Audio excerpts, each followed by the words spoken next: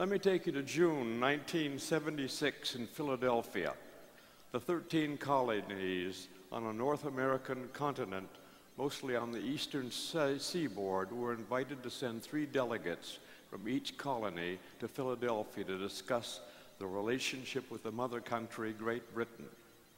They asked 3 from each one of the colonies to make sure that the colony itself would not come up deadlocked, but they would come up with a solid responsibility and indication of which way they wanted to go, whether they wanted to stay with Great Britain, the mother country, or whether they wanted to be free and independent. So they debated for 3 or 4 months, and finally John Hancock, the chairman of this group, asked for a vote just to see where they were. They decided to make the vote successful. They had to have 9 of the 13 colonies approve this. So they voted. New York, as usual, vacillated because the delegates figured that they didn't have the proper authority from the people living in that colony. The vote was tallied. Delaware was tied, 1 to 1. What was the total votes? 8. They did not reach the majority of 2/3. And they said, "Where's the 3rd delegate from Delaware?" They said, "He's home in bed, sick, a farmer in Delaware. Send a runner after him aboard a horse." It took the horse and rider 2 days to reach the bed, the sick bed of Caesar Rodney. Rodney took the message and said, "I must go to Philadelphia." He ordered a horse to be mounted, saddled and mounted, and then he rode 2 miles to reach Independence Hall in Philadelphia and cast the vote for Delaware, making it 9 to 13. Caesar Rodney, the power of one man, created a new nation.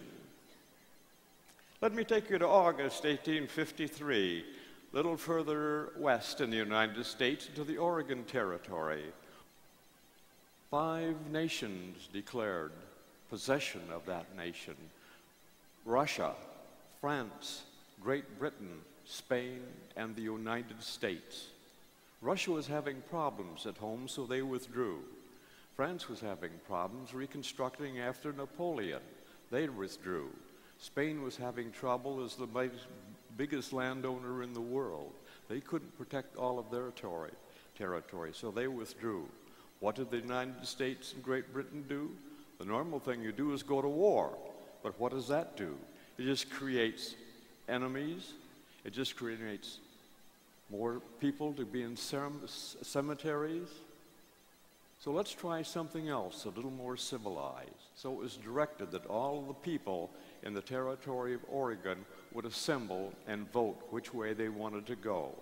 The assembly was held on the Willamette River in western Oregon, in a little trading center called Champoeg, which was established by the French voyageurs.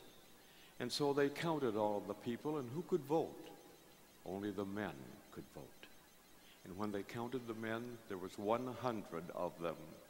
100 in that great territory. So finally the chairman of the group said, "Let's go outside. It's a warm day. Let's go outside and talk about this some more." And so they did it, and after a couple of hours, he said, "I think we're coming to a vote. Stand where you are." And he marched forward and drew with the toe of his boot a line quite across the center of the 100 people standing there. And he said, "Stay where you are, and then you're going to vote with your feet." 100 men standing there in a large group. And he said, "On this side, those for Great Britain, come over here. Those for the United States, go over there. I'll give you 2 minutes." He timed it, and after 2 minutes, stop. Every man was on one side or the other. Count the votes. The votes were counted. 49 for Great Britain, 51 for the United States. One man created a new complete continent on North America, the power of one. Oregon Territory. May I take you to May of 1868 to the U.S. Capitol in Washington, D.C. It's an unusual happening in the U.S. Capitol for that few weeks. The Justice of the Supreme Court, if you read the Constitution of the United States, says he will serve as a judge in any act of impeachment against the President of the United States. So Justice Salmon P. Chase took that opportunity and sat as the presiding jurist against the impeachment of Andrew Johnson, the President of the United States. And so what was the final vote? Did not reach the majority of 2/3. The Democrats asked for a stay of 10 days, and they would debate it among themselves, and maybe some of the Republicans would come over on their side. The vote was taken. It was one man short of a 2/3 majority. So one man prevented the impeachment of the President of the United States. The power of one. Going to go up to the simple age of what representative of many of you was the presidential election of 1960 against two members of the United States Senate, Richard Nixon from California, John F. Kennedy from Massachusetts. They debated and debated. It was a hot debate, as many of us will remember. The vote came in November, and it took 2 or 3 days to tabulate that vote. And no one was really sure who was the President of the United States. The vote was so close, so very close, that if one person in each one of the precincts in the United States has changed his vote, Richard Nixon would have been the President of the United States, and JFK would have remained a Democratic senator. One man in each precinct changed that election so that JFK become your president. In order to achieve the power of one, you must first know, understand, and practice the 10th point of the Scout Law. A scout is brave. I took this scout oath. I took the Scout Law in front of my scoutmaster, and every boy who was 12 years old, my time in scouting, had to know the Scout Law by memory. Know what it means. Know what it means. But memorize it so you know what the word is. And to this very day, I remember those words that I gave them to my scoutmaster. You need to actively follow this absolute value. Once this is learned, you begin to develop the power of one.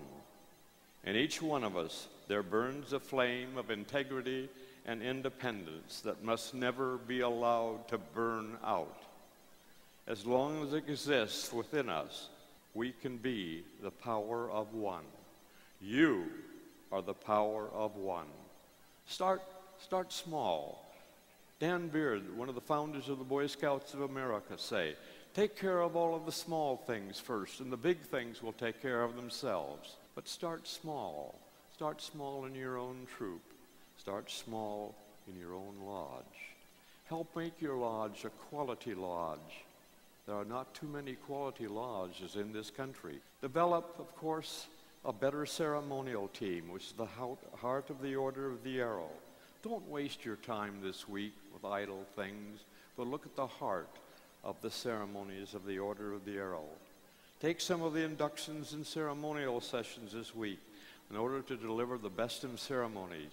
You only have one chance with those new candidates, and that chance should be the best that you can possibly do. You will truly be the power of one if you work with your ceremonial team, with your lodge administration, with your section officers.